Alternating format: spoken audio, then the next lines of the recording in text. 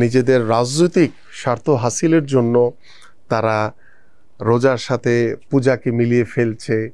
তারা মসজিদে রাজনীতি করতে না দিলে মসজিদে কোরআন পাঠ করা যাবে না এমন কথা বলছে।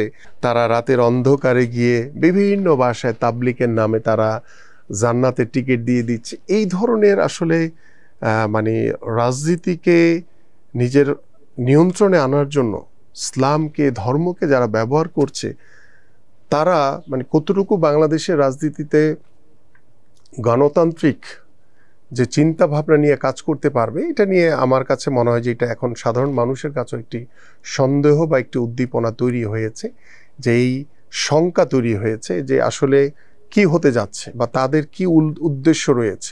এবং আপনি দেখেন, আমরা কয়েকদিন আগেই দেখলাম যে তাদের একটি লোগো ছিল, সেখানে আল্লাহর নাম তারা তুলে ফেলেছে। এটা না থাকলে না থাকতো ঠিক আছে, কিন্তু যেখানে ছিল সেটা পার্শ্ববর্তী দেশকে খুশি করার জন্য তাদের এই ধরনের একটি, বাংলাদেশ 95% আমরা মুসলমান, তো সেই দেশে এই ধরনের একটি আচরণ একটি রাজনৈতিক দলের, সেটা আমার কাছে মনে হয় না যে বাংলাদেশের যে ধর্মভীরু যারা মুসলমান রয়েছে তারা কখনোই এটি ভালোভাবে নেবে।